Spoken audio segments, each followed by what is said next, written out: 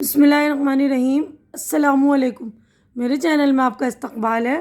آج کی یہ ویڈیو 7ویں کلاس کی کتاب بال بھارتی کا چیپٹر نمبر 18 سبق نمبر 18 قطبی جنوبی کا مہم جو۔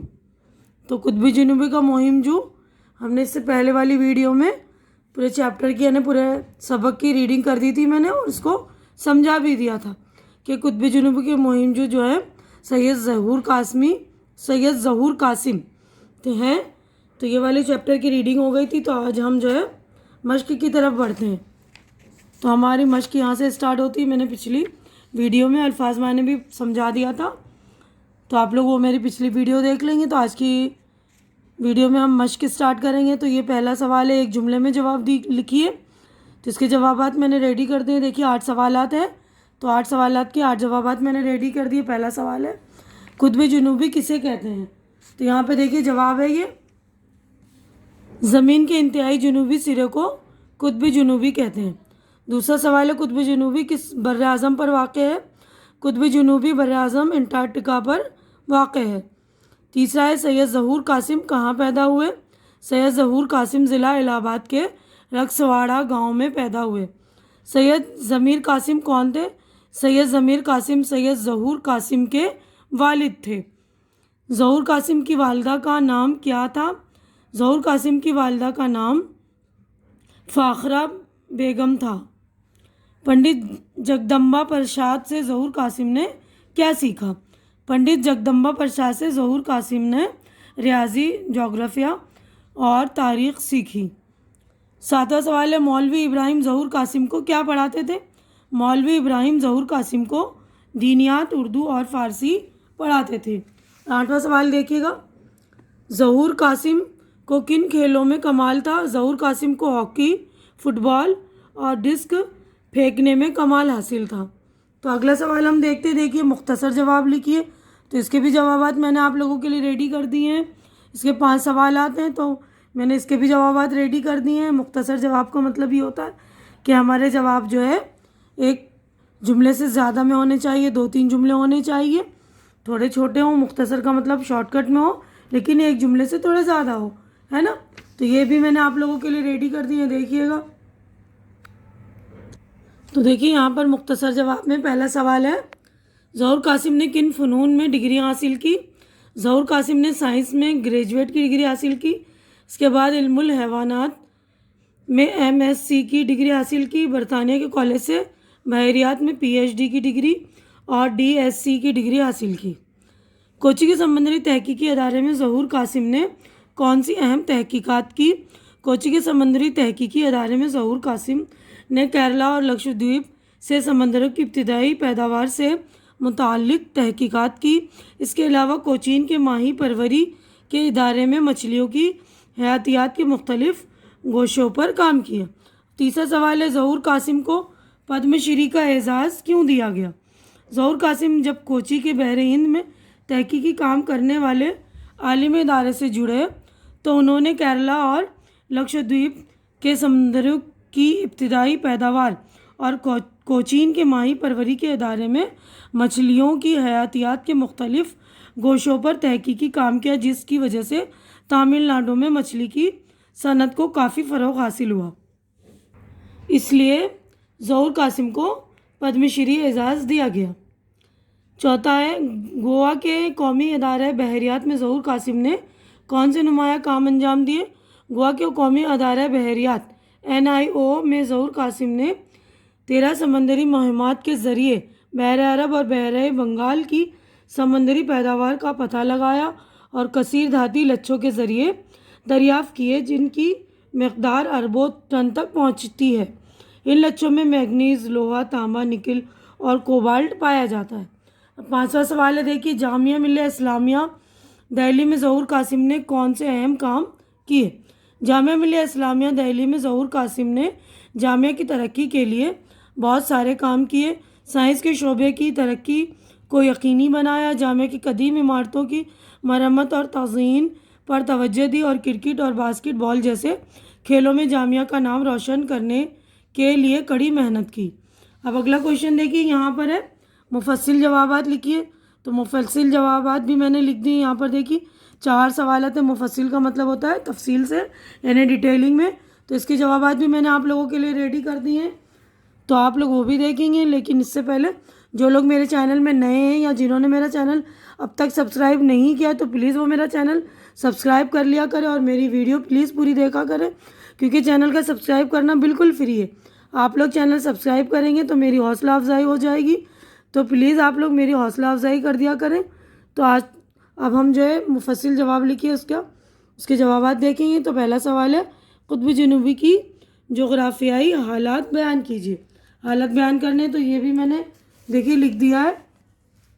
قطب جنوبی دنیا کے 7 بر اعظموں میں سب سے دور غیر آباد اور برف سے ڈھکے ہوئے بر اعظم انٹارکٹیکا پر واقع ہے۔ اس کا رقبہ چین اور بھارت کے رقبے کے برابر ہے۔ یہاں سورج کی کرنیں نہیں پہنچتی، اس لیے سال کے 6 مہینے یہاں رات کا اندھیرا چھایا رہتا ہے، اور یہاں کی برفانی ندیوں کا برف ساری دنیا کے 90% برف کے برابر ہے۔ اب اگلا کویشچن دیکھیے، سوال نمبر 2 ہے گرجنے والا چالیسا اور غضب ناک 50 پر مہم جوؤں کو کن تکلیفوں کا سامنا کرنا پڑا؟ گرجنے والا چالیسا اور غضب ناک 50 پر مہم جوؤں کو بہت تکلیفوں کا سامنا کرنا پڑا۔ تیز و تند طوفانی ہواؤں اور پہاڑ جیسی بلند سمندری لہروں میں جب ان کا جہاز ڈگمگا جاتا تو انہیں اپنی موت قریب نظر آتی۔ اس خطے میں پہنچ کر جب دن 1 ماہ کے برابر ہوا تو ان کی پریشانیاں اور بڑھ گئیں۔ ناشتے، دوپہر اور رات کے کھانے میں وقت کی تمیز نہیں رہ گئی۔ یہ لوگ جب نیند آتی سو جاتے، بھوک لگتی کھانا کھا لیتے۔ اس تبدیلی کی وجہ سے ان لوگوں میں چڑچڑاپن آ گیا تھا۔ ان کے چہروں پر مایوسی چھائی رہتی۔ کبھی کبھی ان کا جہاز برف کے تودوں میں پھنس جاتا یا ان سے ٹکرا جاتا تو ان لوگوں پر خوف طاری ہو جاتا تھا۔ تیسرا سوال دیکھیے، قطب جنوبی پہنچ کر مہم جو دستے نے کیا کیا؟ قطب جنوبی پہنچ کر مہم جوؤں نے مل کر وہاں ایک بیس کیمپ تعمیر کیا اور بھارت کا پرچم لہرایا۔ وہاں انہوں نے ایک خودکار موسمی اسٹیشن بھی قائم کیا۔ ان دونوں مقامات کو گنگوتری اور میتری نام دیے گئے۔ اب اگلا سوال ہم دیکھیں گے، تو دیکھیے چوتھا سوال ہے قطب جنوبی کے سفر کے دوران سفر کی رودات بیان کیجیے۔ یعنی قطب جنوبی کا جو سفر ہے اس کی جو ہے کہانی بتانی ہے، ہمیں رودات بتانی ہے۔ قطب جنوبی کی مہم بھارت کی سائنسی ترقی کی تاریخ کا ایک اہم واقعہ ہے۔ ملک کی وزیر اعظم اندرا گاندھی کی خواہش پر حکومت نے ظہور قاسم کی قیادت میں قطب جنوبی کی مہم کا آغاز کیا۔ ظہور قاسم کے ساتھ مختلف فنون کے 21 ماہرین کی ٹیم تھی۔ یہ ٹیم 14 دسمبر سن 1981 کو گوا کی مارمو گاؤں کی بندرگاہ سے قطب جنوبی کی سفر پر روانہ ہوئی۔ راستے کی مشکلوں اور دشواریوں کا مقابلہ کرتے ہوئے 9 جنوری سن 1982 کی رات کے 3 بجے قطب جنوبی پہنچے۔ یہ سفر انتہائی خطرناک اور جان لیوا تھا۔ تیز طوفانی ہواؤں، اونچی سمندری لہروں کا مقابلہ کرتے ہوئے اور برف کے بڑے بڑے تودوں سے بچتے ہوئے یہ سفر پورا ہوا۔ تو اگلا کویشچن ہم دیکھتے ہیں، دیکھیے اگلے صفحے پر ہے، یہ خالی جگہ پر کیجیے، یعنی ہمیں خالی جگہ بھرنی ہے۔ دیکھیے میں نے بھر دیا ہے، آپ لوگ اچھی طرح سے دھیان سے چیک کر لیں گے۔ پہلا ہے سید ضمیر قاسمی رکسواڑے کے زمیندار تھے۔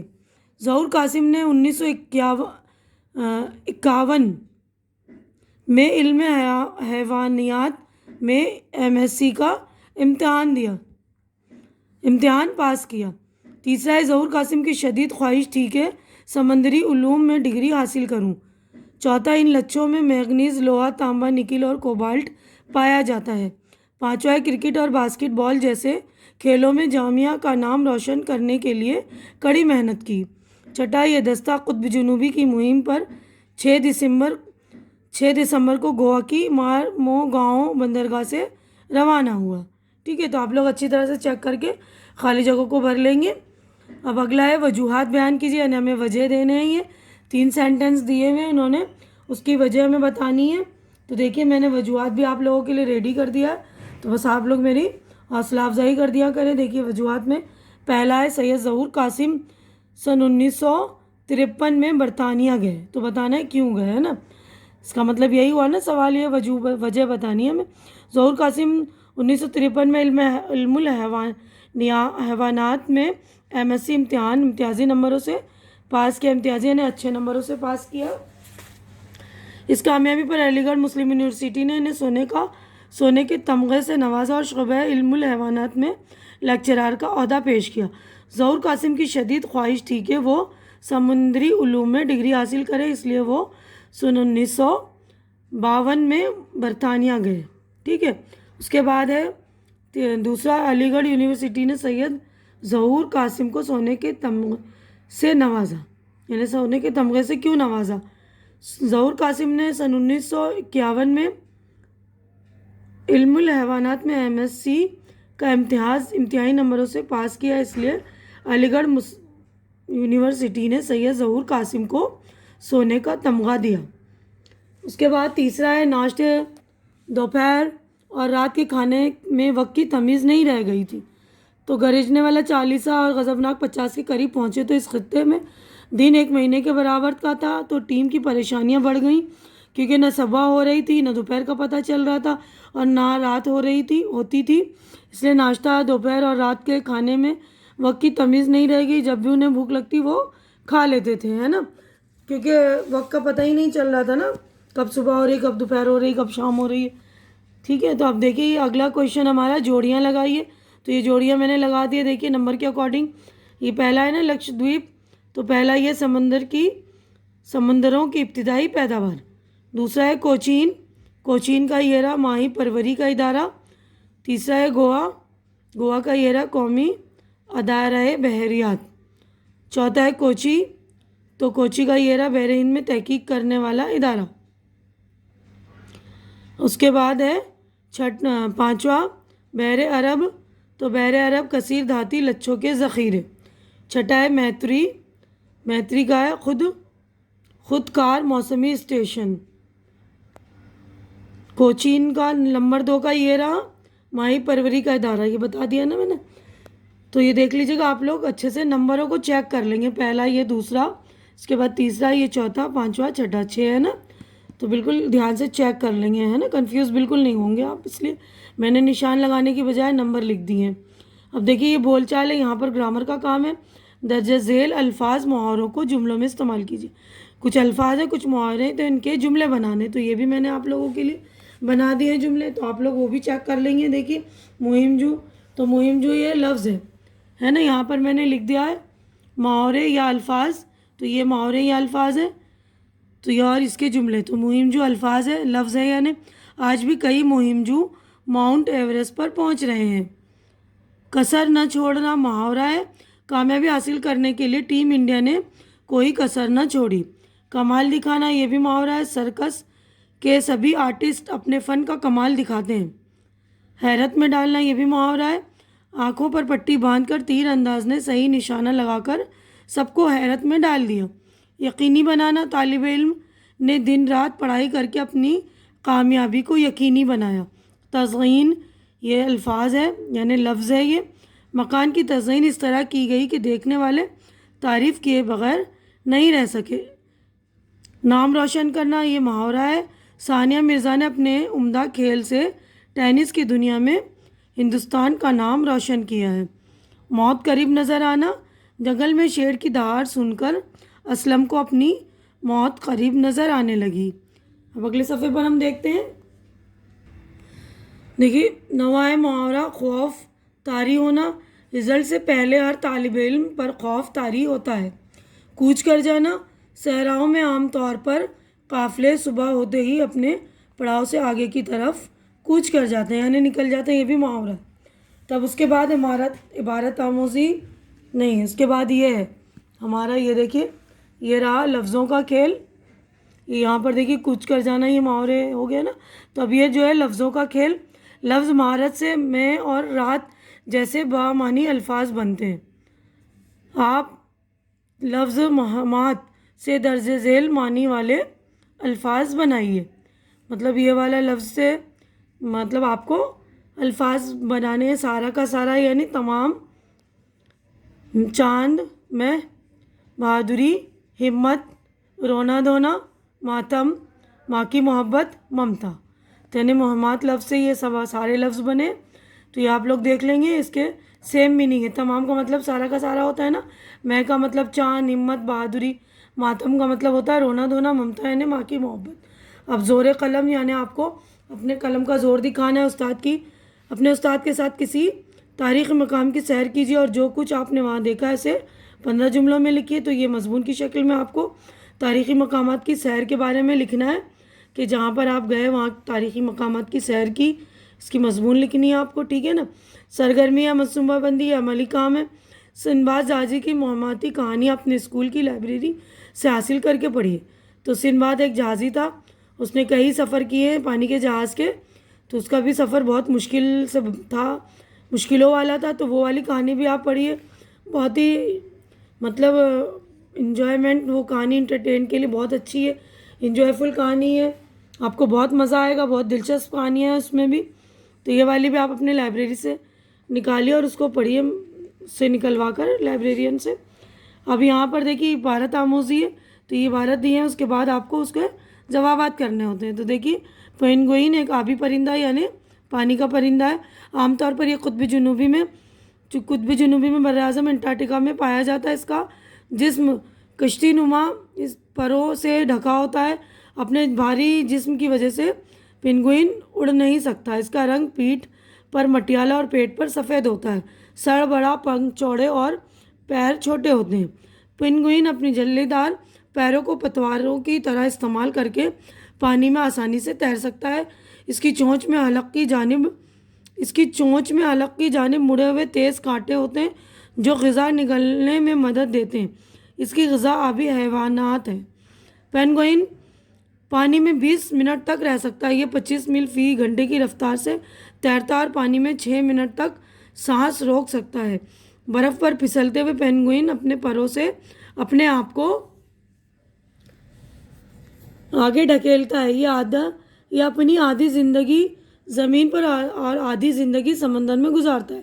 سب سے بڑے قد کا پینگوئن ایمپریئر کہلاتا ہے، اس کا قد تقریباً 4 فٹ اور وزن 35 کلو گرام ہوتا ہے، جبکہ سب سے چھوٹے پینگوئن کا قد صرف 40 سینٹی میٹر اور وزن 1 کلو ہوتا ہے، اسے لٹل بلو کہتے ہیں۔ پینگوئن کی کچھ قسمیں معتدل اور گرم علاقوں میں بھی پائی جاتی ہیں، مثلاً آسٹریلیا، جنوبی افریقہ، نیوزی لینڈ وغیرہ میں، ٹھیک ہے۔ اب پہلا سوال ہے پینگوئن کی جسمانی ساخت بیان کیجیے۔ تو یہاں پر دیکھیے پینگوئن کی جسمانی ساخت ہے، یہ یہاں پر دیکھیے یہ رہا، اس کا پہلا سوال کا آنسر یہ رہا۔ اس کا جسم کشتی نما جسم پروں سے ڈھکا ہوتا ہے، اپنے بھاری جسم کی وجہ سے پینگوئن اڑ نہیں سکتا۔ اس کا رنگ پیٹھ پر مٹیالہ اور پیٹ پر سفید ہوتا ہے، سر بڑا، پنکھ چوڑے اور پیر چھوٹے ہوتے ہیں، یہاں تک ٹھیک ہے نا، پہلا جواب ٹھیک ہے۔ اب دوسرا دیکھیے سوال ہے پینگوئن پانی میں آسانی سے کیوں تیر سکتے ہیں؟ تو اس کا جواب یہ رہا، پینگوئن اپنے جھلی دار پروں کو پتواروں کی طرح استعمال کر کے پانی میں آسانی سے تیر سکتا ہے، یہاں تک ٹھیک ہے نا، یہ دوسرا ٹھیک ہے۔ تو آپ دیکھ لیں گے یہ۔ اب تیسرا سوال ہے پینگوئن کی 2 قسموں کے بارے میں معلومات دیجیے۔ تو یہیں پر ہے دیکھیے پینگوئن 2 قسمیں یہ دیکھیے، سب سے بڑے قد کا پینگوئن ایمپریئر کہلاتا ہے، اس کا قد یہاں سے ٹھیک ہے نا، تو اس کا قد تقریباً 40 فٹ اور وزن 35 کلو گرام ہوتا ہے، جبکہ سب سے چھوٹے پینگوئن کا قد صرف 40 سینٹی میٹر اور وزن 1 کلو ہوتا ہے، اسے لٹل بلو کہتے ہیں، یہاں تک ٹھیک ہے نا، دونوں کے بارے میں ہم نے بتا دیا ہے، تیسرے نمبر کا ہے ٹھیک ہے۔ اس کے بعد آئیے زبان سیکھیں، یعنی یہ گرامر کا کام ہے، قواعد کا کام ہے، تو یہ آپ لوگ دیکھ لیں گے۔ آئیے زبان سیکھیں، تو اس پر دیکھیے یہاں پر زمانہ ماضی یعنی پاسٹ ٹینس کو بولتے ہیں نا، جو زمانہ گزر جاتا ہے اس کو بولتے ہیں۔ بولتے یا لکھتے وقت جب ہم کسی کام کے کرنے یا ہونے کا ذکر کرتے ہیں تو اس کام کو قواعد میں فعل کہا جاتا ہے۔ فعل یعنی کام، آپ نے یہ بات تو سنی ہوگی، ہر کام کا ایک وقت ہوتا ہے، اسی طرح قواعد میں آنے والے کام یا فعل کا بھی ایک وقت ہوتا ہے۔ جملے کے فعل سے یہ معلوم ہوتا ہے کہ کام یا واقعہ گزرے ہوئے وقت یہ زمانے ماضی میں ہوا یا موجودہ وقت یعنی زمانے حال میں ہو رہا ہے یا آنے والے وقت یعنی زمانے مستقبل میں ہوگا۔ تو عام طور پر جو زمانے کی 3 قسمیں ہوتی ہے، زمانہ ماضی، زمانہ حال اور زمانہ مستقبل، ہے نا. تو جو گزر جاتا ہے زمانہ ماضی، جو ابھی ہو رہا حال، جو ہوگا آنے والے وقت میں، تو مستقبل. تو یہ دیکھیے یہاں پر آپ ذیل کے جملوں پر غور کیجیے. آپ صلی اللہ علیہ وسلم ایک صحابی کنویں کے مالک سے ملے، بھتیجے کے نام انہوں نے ساری جائیداد لکھ دی، تمام قوموں کے لوگوں نے ان کا استقبال کیا. ان جملوں میں خط کشیدہ یعنی جو انڈر لائن لفظ ہیں افعال سے پتہ چلتا ہے کہ کام گزرے ہوئے وقت یعنی زمانہ ماضی میں ہوا. یہ تمام جملے زمانہ ماضی مطلق کی مثالیں، یعنی زمانہ ماضی میں ہو چکا یہ کام. اب ان جملوں کو پڑھیے. یہ دیکھیں اب ان مثالوں کو پڑھتے ہوئے ان کے زمانے پر توجہ دیجیے. حضرت محمد صلی اللہ علیہ وسلم اپنی ایک بیٹی بی بی رقیہ کا نکاح حضرت عثمان رضی اللہ تعالیٰ عنہ سے کر دیا تھا. باجے والے دھوبی چمار بھی کھا چکے تھے.